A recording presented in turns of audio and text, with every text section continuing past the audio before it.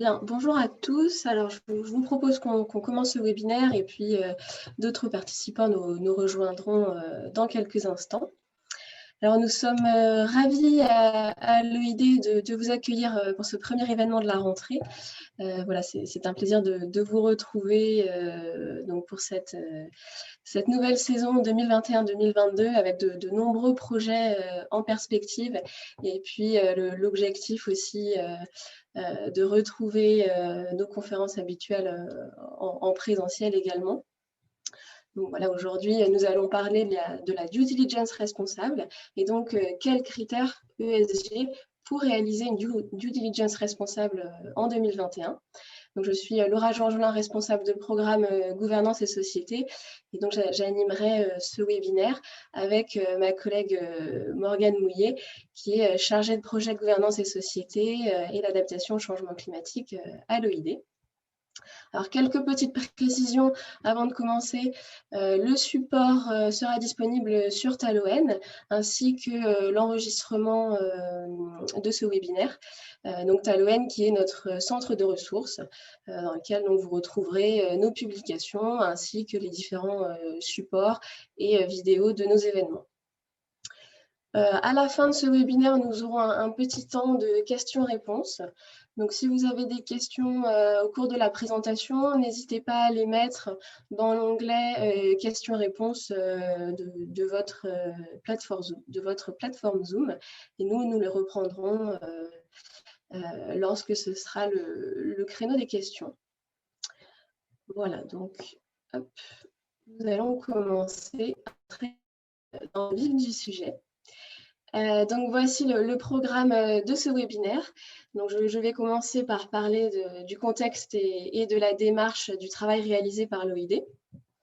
Nous parlerons ensuite de l'outil 2021 et des évolutions, donc voilà la méthode de travail, les nouveautés comme je vous l'ai dit, et puis la démonstration de l'outil, donc comment s'en servir. Nous parlerons ensuite des perspectives et du programme donc, de l'année 2022 sur ce sujet. Et puis, nous terminerons par l'outil achat responsable en immobilier, qui est bien sûr lié à cet outil due diligence responsable.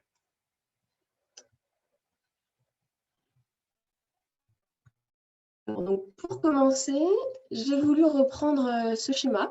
Donc, ce schéma, en fait, qui avait été réalisé en 2019 dans le cadre du travail sur les achats responsables. Et en fait, ce schéma reprend bien les grandes catégories d'achats des acteurs de l'immobilier. Donc, à l'époque, nous avions fait une cartographie des différents achats des acteurs de l'immobilier. Donc, voilà ce qu'il en était ressorti. Et en fait, pour transformer en profondeur la chaîne de valeur de l'immobilier, il est nécessaire d'intégrer les enjeux ESG à toutes les échelles et dans toutes les catégories d'achat, y compris dans les investissements et dans l'acquisition de bâtiments, dans le cadre donc d'une due diligence responsable. Alors, la due diligence responsable, justement, qu'est-ce que c'est ? Donc, la due diligence responsable désigne l'ensemble des vérifications environnementales, sociales et de gouvernance qu'opère le potentiel investisseur d'un actif immobilier avant acquisition. Réalisée durant ce processus, elle permet à l'acquéreur, donc à l'acquéreur investisseur, d'obtenir une photographie pluridisciplinaire et précise la situation d'un bâtiment ou d'un terrain. En fait, l'acquisition est vraiment un moment charnière dans la chaîne de valeur immobilière, puisque c'est le moment où vendeurs et acquéreurs listent les différentes caractéristiques des biens et s'accordent sur la valeur correspondante. Donc, dans la due diligence d'acquisition, les enjeux ESG doivent être intégrés afin de transformer les pratiques des acteurs de l'immobilier en profondeur pour qu'ils intègrent donc ces enjeux dans leur processus d'investissement. En effet, d'après le baromètre 2020 de l'immobilier responsable, c'est quelque chose que les acteurs veulent prendre en compte, puisque 71% des acteurs interrogés déclarent vouloir prendre en compte les enjeux ESG dans leur politique d'investissement et de gestion de portefeuille. Donc voilà, c'est quelque chose qui est très important et pour lequel un outil commun était indispensable.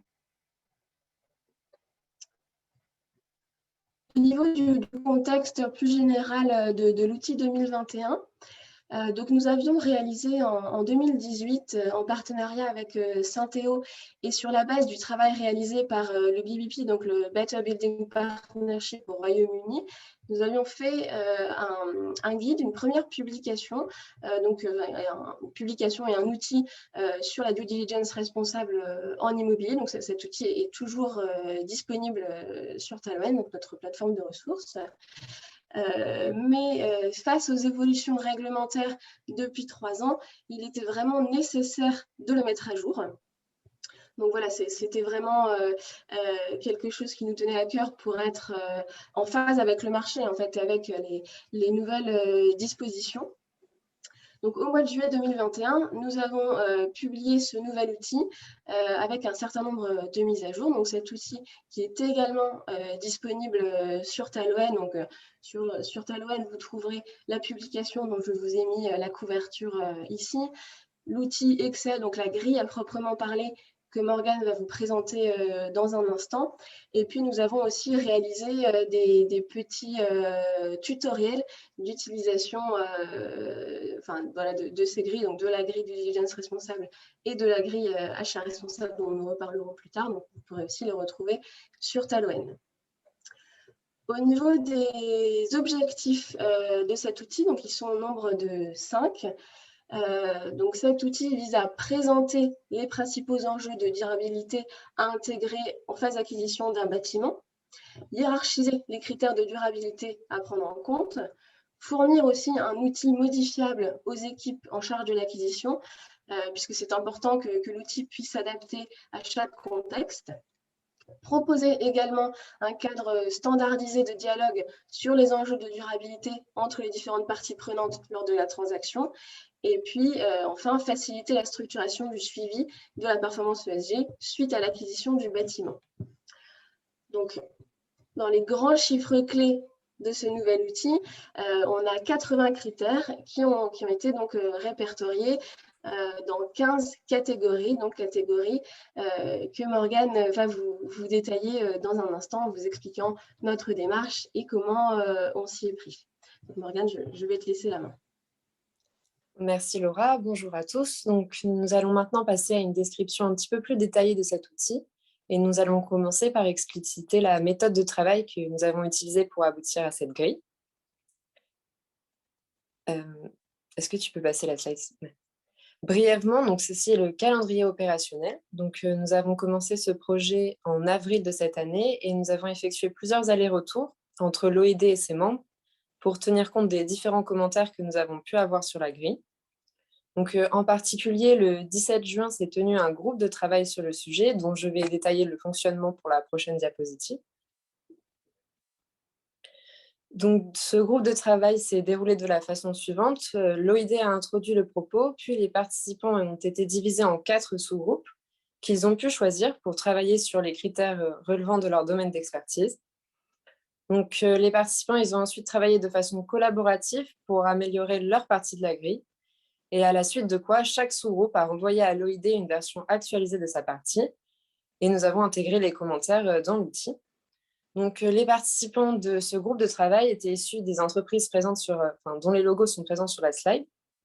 Et ils représentaient diverses parties de la chaîne de valeur de l'immobilier. Donc, on avait des sociétés foncières comme Gessina, des bureaux d'études et de conseil comme Green Affaires, des promoteurs immobiliers comme Ogic ou encore des investisseurs institutionnels comme Aviva Investors ou Covea Immobilier. Donc, on tient une nouvelle fois à remercier ces participants à ce groupe de travail pour leur retour constructif qui nous ont vraiment permis de développer un outil opérationnel.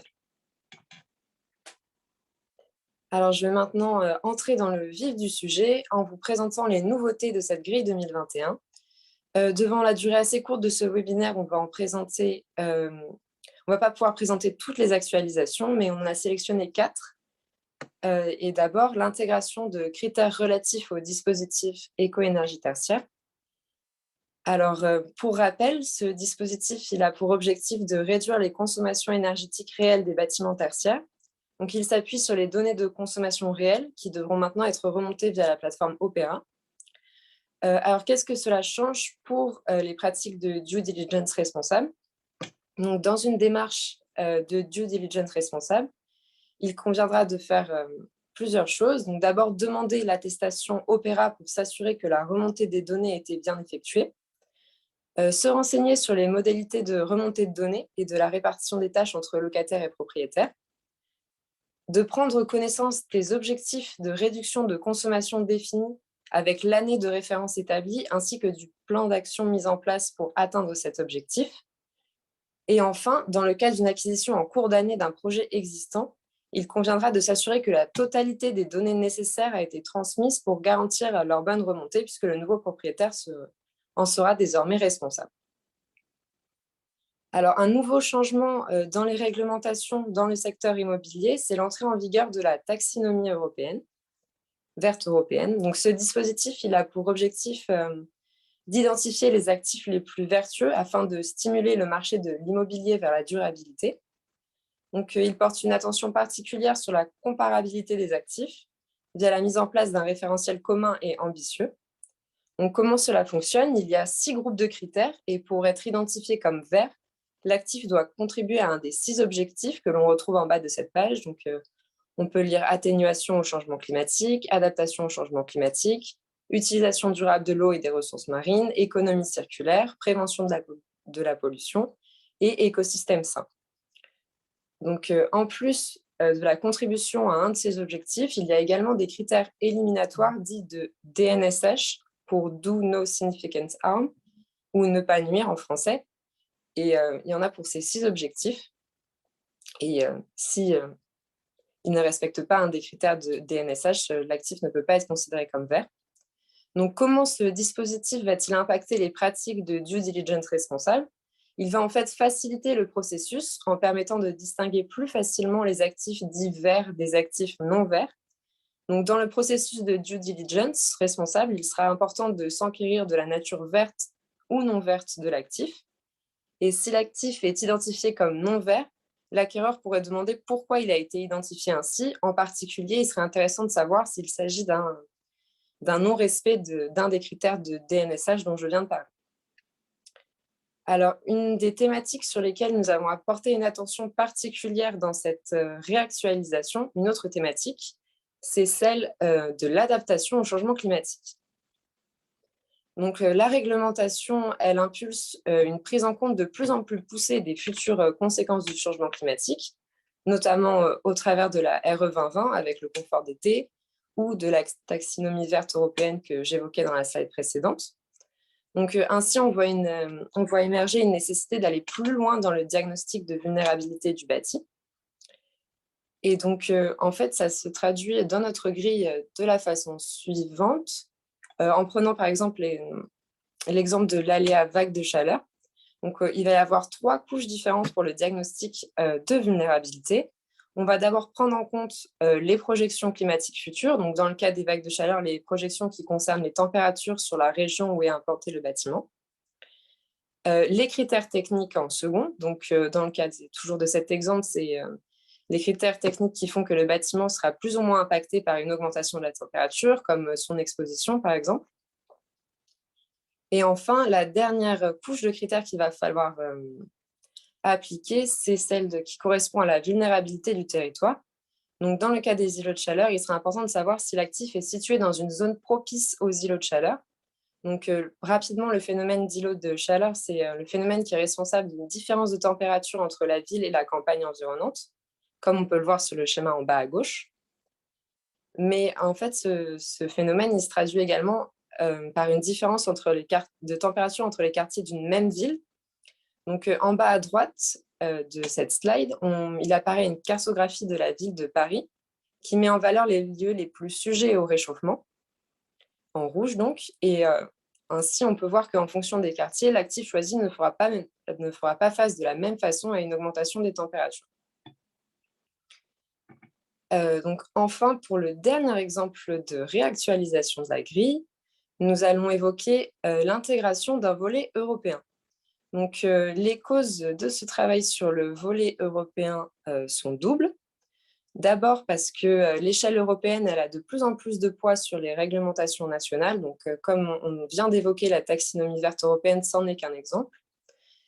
et aussi parce qu'il s'agit d'une demande émanant de la part des membres de l'OID qui ont des actifs un petit peu partout en Europe. Donc, cette intégration d'un volet européen, elle s'est traduite par l'ajout d'une colonne dans la grille de due diligence responsable pour essayer de traduire comment ces critères doivent être pris en compte dans le cas des actifs en Europe. Alors, pour la suite de ce webinaire, nous allons opérer une petite démonstration de l'utilisation de l'outil pour entrer plus en détail sur comment la grille est construite. Donc, l'outil, c'est en fait une grille Excel qui est composée de 4 onglets. Donc, on a un premier onglet introductif qui revient un petit peu sur les définitions et le contexte que Laura a expliqué en première partie de ce webinaire. On a un dernier onglet qui correspond au glossaire. Et les 2 onglets du milieu correspondent au cœur de l'outil. Donc, nous avons distingué les critères qui s'appliquent aux bâtiments existants de ceux qui correspondent aux projets en développement.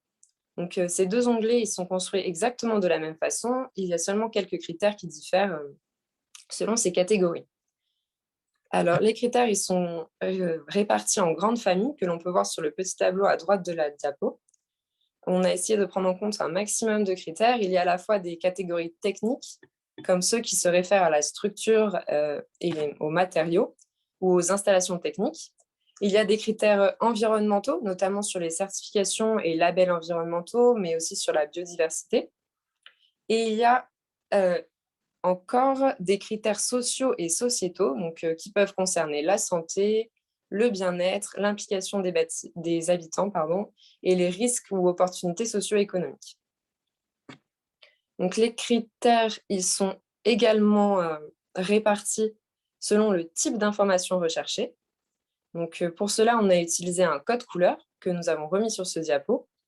Nous avons distingué les informations réglementaires, dont la collecte est requise par la réglementation, les implications CAPEX, qui représentent un ou des risques significatifs d'investissement, les informations indispensables, donc c'est les informations qui ne sont pas réglementaires, mais qui sont indispensables à collecter, et enfin, les bonnes pratiques ou appui à l'audit post-acquisition, qui regroupent à la fois les bonnes pratiques, mais également les éléments qui peuvent faciliter la prise en main du bâtiment et la structuration du suivi de la performance ESG de l'actif. Et donc, pour finir sur la présentation de l'outil, on peut voir sur la diapo suivante une capture d'écran du premier critère de la grille qui permet de visualiser un petit peu comment celle-ci elle est construite. Donc, on retrouve dans une première colonne les catégories que j'évoquais tout à l'heure. Donc, pour ce premier critère, il s'agit d'un critère appartenant à la catégorie diagnostic. La deuxième colonne, elle correspond au code du critère qui permet de l'identifier plus facilement. La troisième colonne, c'est le critère à proprement dit posé sous forme de question. Donc ici, on peut lire quelle est l'échelle DPE du bâtiment. La quatrième colonne, c'est la source d'information. On va devoir aller chercher la réponse à cette question. Donc ici, c'est le diagnostic de performance énergétique. La cinquième colonne, elle correspond au type de réponse attendue. Donc ici, on attend le classement de l'actif sur les 2 échelles du DPE. La sixième colonne, elle correspond aux demandes complémentaires. Alors ici, elle est vide, mais on pourrait y trouver une question que l'acteur souhaiterait poser en plus sur le DPE. D'ailleurs, les acteurs, ils sont bien entendu libres d'adapter leur outil à leurs besoins et remplir les colonnes qu'ils jugent nécessaires et ensuite de nous faire des retours sur leur utilisation. La septième colonne, elle est intitulée « Informations complémentaires ». Donc là, il s'agit d'une brève contextualisation du critère. Donc ici, on a un résumé du cadre réglementaire qui se réfère au diagnostic de performance énergétique. La huitième colonne, c'est la nature de l'impact qui correspond au code couleur dont je parlais dans la diapo précédente. Donc, il s'agit pour le DPE d'une information réglementaire.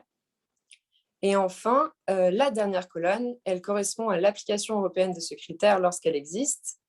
Donc, c'est ce qu'on évoquait tout à l'heure sur le volet européen. Donc, pour le DPE, il n'y a pas encore d'homogénéisation de ce critère à l'échelle européenne, mais les pays de l'Union européenne sont dotés de DPE dont les échelles et les seuils varient. C'est un petit peu ce qu'on peut lire sur la dernière colonne sur cette slide. Donc, cet outil, comme l'a expliqué Laura, il est téléchargeable sur Tailwind au lien de téléchargement qu'on peut trouver dans cette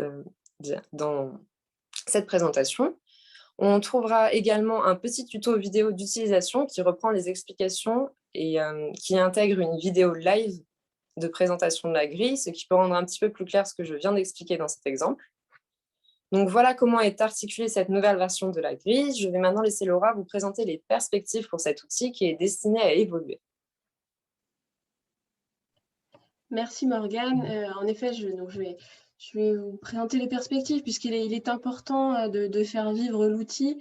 Donc, comme Morgane l'a dit, cet outil est donc téléchargeable en libre accès en version document Excel. Donc, c'est vraiment adaptable à chaque contexte. C'est l'objectif. On n'a pas voulu faire un outil trop restrictif avec, par exemple, une grille détaillée. Donc, c'est vraiment quelque chose qu'on a voulu adaptable à chaque contexte et puis facile de prise en main en fait par les équipes d'acquisition.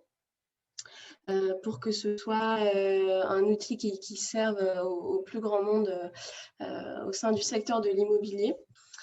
Donc, on est toujours reconnaissant si vous pouvez nous envoyer des retours d'expérience, puisque ça nous permet d'enrichir nos outils et puis en fait,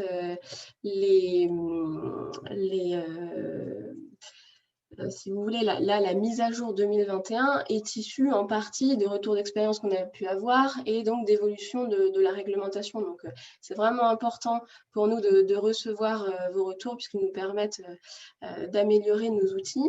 Et donc, nous donnons rendez-vous au mois d'avril 2022 pour de nouvelles sessions de travail sur le sujet. Et puis, en fonction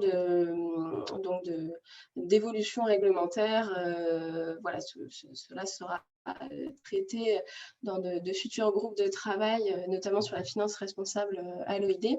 Je tiens aussi à préciser que en fait, là, nos travaux et donc ce travail sur la due diligence responsable est vraiment en cohérence avec les autres travaux de l'OID, puisqu'on produit donc un certain nombre de décryptages, d'articles sur d'autres sujets, mais qui s'inscrivent aussi dans la même dynamique.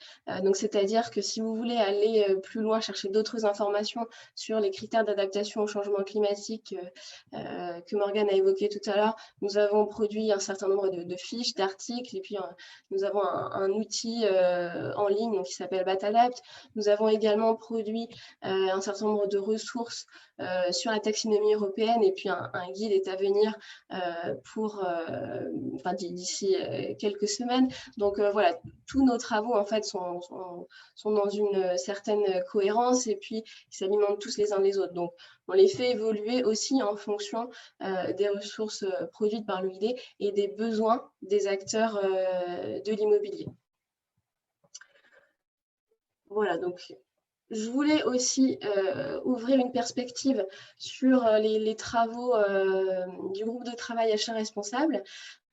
Puisqu'en fait, notre objectif via ces outils, c'est donc de proposer, de faire en sorte que les enjeux ESG soient davantage pris en compte dans la relation avec les parties prenantes, et donc toutes les parties prenantes, et donc à différentes étapes du cycle de vie du bâtiment.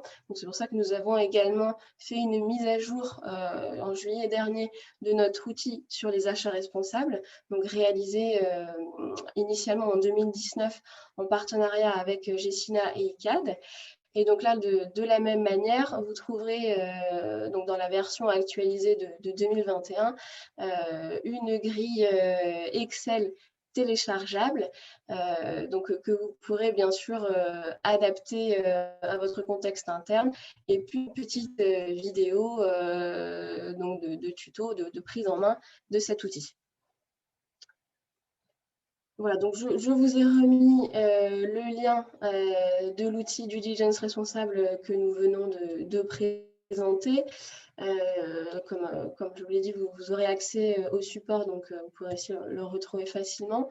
Mais ce qu'il est important de dire, c'est que la due diligence responsable responsable est vraiment très importante pour faire en sorte que les enjeux ESG soient, comme on l'a répété, bien intégrés dans le processus et puis qu'ils soient vraiment pris en compte dans les investissements immobiliers.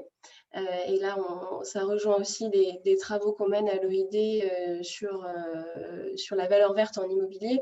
Donc voilà, voir quelle est la valeur des différents actifs lors de l'acquisition et puis quelle évolution potentielle ces actifs pourront avoir en fonction de la réglementation et des enjeux ESG qui s'y appliquent.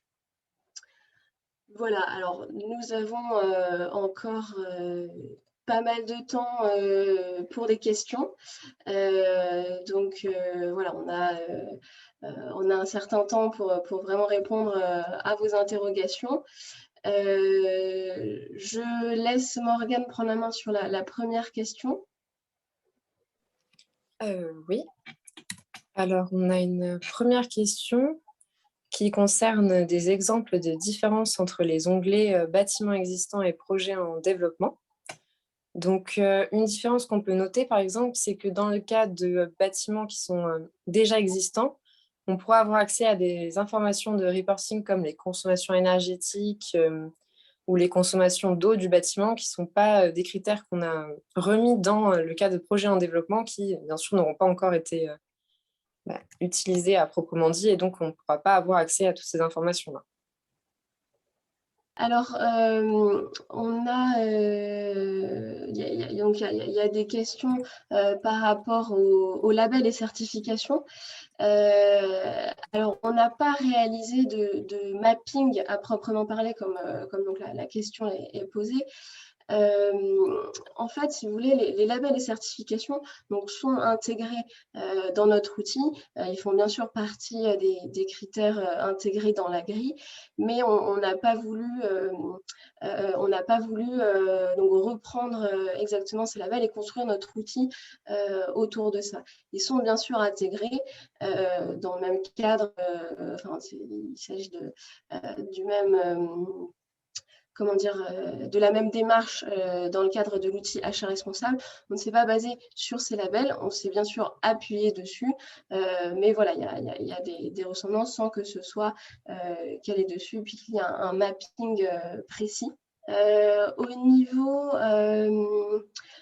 oui, alors de la note finale en fonction des résultats qui ont été entrés dans les différents critères. Donc, délibérément, en fait, on n'a pas mis de scoring particulier aux différents critères et pas de possibilité de générer automatiquement une note finale. Après, ce sera adaptable et donc en fait on a voulu laisser la possibilité à chaque structure de faire son scoring propre et d'attribuer différentes notes aux critères et donc faire une pondération différente. Donc voilà, on n'a pas voulu imposer ça. Il est libre à chaque entreprise de le faire. Oui, la question de la redondance entre le guide des achats responsables et de la due diligence. Alors, il n'y a pas de redondance à proprement parler. C'est-à-dire qu'en fait, bien sûr, il y a des critères similaires et puis il y a certaines choses qui sont retrouvées dans les deux grilles. Cependant, donc, sur la grille due diligence responsable, on s'appuie beaucoup sur la réglementation, sur des critères indispensables donc qui doivent être demandés. Donc, voilà, il y a une grosse différence là-dessus, alors que dans la grille sur les achats responsables, on s'est intéressé à chaque secteur d'activité, chaque métier. Donc, on avait en 2019 analysé les critères RSE pour 53 métiers de l'immobilier. Donc là, on a complété ce travail. Ce qu'il faut savoir, c'est que donc au niveau des grilles achats responsables, on est vraiment sur des indicateurs précis, des bonnes pratiques et qui s'attachent vraiment à chaque secteur. Et pour la grille du diligence responsable, on a un certain nombre de catégories, donc des diagnostics, des critères voilà, des critères sociétaux également qu'on a rattachés donc à la réglementation ou à d'autres bonnes pratiques. Mais voilà, on pourrait, enfin, certains pourraient voir des redondances, mais on a aussi destiné ces outils à deux équipes différentes, deux directions différentes en fait au sein des entreprises, la direction de l'acquisition des investissements et puis la direction plutôt des achats. Alors oui, alors là, donc une question un peu plus logistique.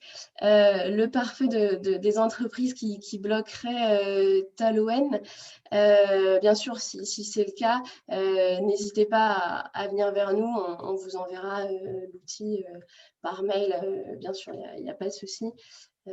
N'hésitez pas à nous écrire. Donc, on a des adresses contacts qui sont disponibles sur Internet et puis on vous les redonnera. Alors, au niveau donc de la grille du diligence responsable, est-ce qu'elle peut être remplie par les équipes d'investisseurs ou par un tiers ayant une expertise spécifique, donc technique ou développement durable? Ça, j'ai envie de dire, ça dépend de chacune des structures. Ça dépend de ce que vous voulez faire de cette grille. Après, nous, voilà, on l'a publiée, on a travaillé dessus, on l'a mis à disposition. Elle est en libre accès. Donc, après, chaque entreprise peut en disposer comme elle le souhaite. Ça peut être donc des équipes d'investisseurs ou des tiers. Il n'y a vraiment pas de mode d'application imposé. Il s'agit de la même chose pour la grille achat responsable. On n'a pas de mode d'application imposé. La grille achat responsable peut être utilisée par donc, des directions achats qui souhaiteraient s'en inspirer pour développer leur propre grille. Peut être aussi voilà, utilisée par les directions achats telle quelle avec un scoring particulier, donc voilà, une évaluation directe. Elle peut être transmise comme questionnaire aux fournisseurs. Elle peut aussi être utilisée, et on a eu des retours là-dessus suite à la précédente édition. On a su en fait, qu'elle avait été utilisée par des fédérations professionnelles pour voilà, orienter leurs adhérents, leurs membres, pour les orienter voilà, sur des pratiques ESG que les acteurs de l'immobilier identifiaient comme importantes. Donc voilà, ça dépend vraiment des structures. Nous, on n'a pas voulu mettre un mode d'application imposé pour justement que ça reste un outil ouvert et utilisable par le plus grand nombre. À ce sujet, d'ailleurs, on peut dire que ça permet aussi d'accompagner la montée en compétence des équipes qui s'occupent des acquisitions. En fait, ça peut être aussi l'objectif, notamment sur les nouvelles réglementations. Exactement. Ah oui, au niveau donc de l'observation d'un véritable changement ou impact sur la valeur des bâtiments.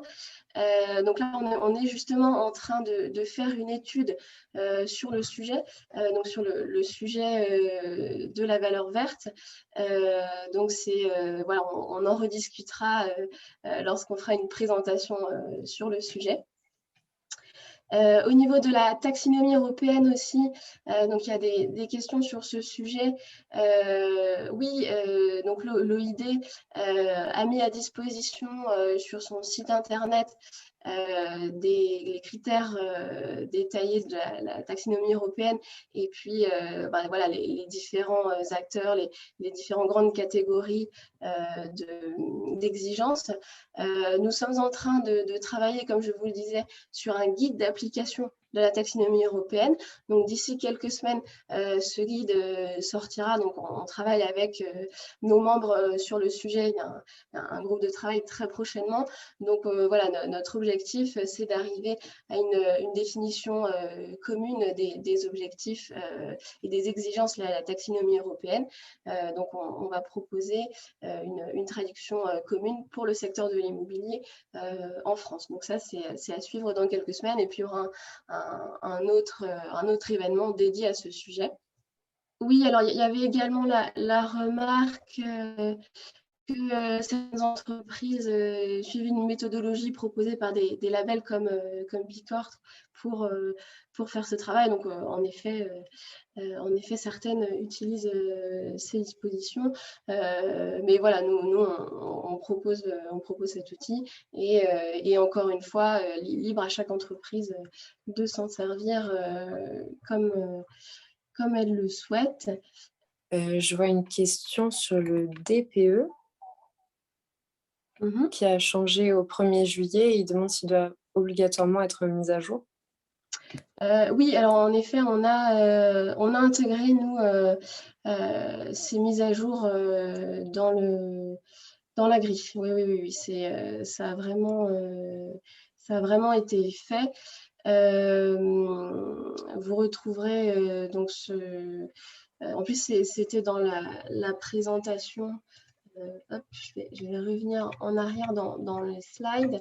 On a bien intégré donc, cette mise à jour dans la grille. Là, vous voyez en plus dans la capture d'écran que c'est la question qui s'affiche. Donc, quelle est l'échelle DPE du bâtiment? Donc, on a bien intégré l'échelle énergie carbone.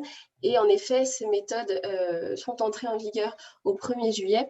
Et donc, voilà, il faut mettre à jour aussi les DPE. Une autre question est sur les tutos. Donc les tutos sont également en ligne. Ils sont sur Talouine, donc vous pouvez d'ores et déjà les retrouver. Très bien. Écoutez, donc s'il n'y a pas d'autres questions, on peut clôturer à ce niveau-là les questions. N'hésitez pas à revenir vers nous d'ici, enfin, si vous avez des questions supplémentaires en utilisant les grilles. Oui, alors une question supplémentaire sur les documents sur la due diligence. Alors, en effet, on a eu d'autres ressources depuis le mois de juillet, donc ça peut être perdu dans notre flot de décryptage Talouine. Mais en tout cas, vous avez une barre de recherche dans Talouine. Donc, si vous tapez due diligence, vous retrouverez ces documents très facilement. Et puis, nous, on va mettre ce support, donc le support du webinaire de ce matin sur Talouine aujourd'hui. Donc là, vous aurez le lien pour y accéder directement. Voilà, et donc, comme on vous le précisait, il est vraiment important pour nous de recueillir vos retours d'expérience. Donc, voilà, si vous en avez, on serait vraiment ravis de les recueillir et puis de travailler avec vous sur le sujet en 2022. Alors, juste avant de clôturer ce webinaire, on voulait revenir sur les prochains événements de l'OID. Donc, les prochains événements, donc on a une conférence dans quelques semaines, enfin dans 2 semaines, sur notre nouveau programme européen, puisque nous lançons un nouveau programme européen. Qui aura donc pour but d'étendre nos activités à l'échelle européenne, donc de faire une veille sur tout ce qui est fait à l'échelle européenne et aussi au niveau national dans les autres pays européens. Donc ce programme sera lancé le 23 septembre dans le cadre d'un webinaire qui s'intitule donc Real Estate Practices in European Firms, Scaling Up ESG Issues. Donc le webinaire sera en anglais et il y aura la présence de différents acteurs internationaux et notamment le BBP, donc le Better Building Partnership, qui est l'équivalent de l'OID au Royaume-Uni. Le 13 octobre, nous aurons également une conférence immobilier et prospective, donc en conférence qui aura pour thème notre nouveau rapport au temps et l'utilité du temps. Donc là aussi, une communication sera faite d'ici peu sur le sujet. Mais en tout cas, cette conférence devrait avoir un format mixte, donc en présentiel et à distance. Bien, écoutez, si on n'a pas de remarques particulières supplémentaires, on vous remercie pour votre attention et puis on se tient à votre disposition donc si vous avez des questions supplémentaires sur le sujet. En tout cas, merci d'avoir été avec nous ce matin et puis voilà, on se tient à votre disposition. Là, je vois qu'il y a une question sur la date à laquelle l'outil sera disponible. En fait, il est déjà disponible. Il est déjà en ligne sur Talon. Donc, voilà, c'est déjà téléchargeable. Donc, on vous remercie pour votre attention ce matin. Et puis, on espère donc vous retrouver dans les prochaines semaines pour nos prochaines publications. Merci à vous et très bonne journée. Bonne journée.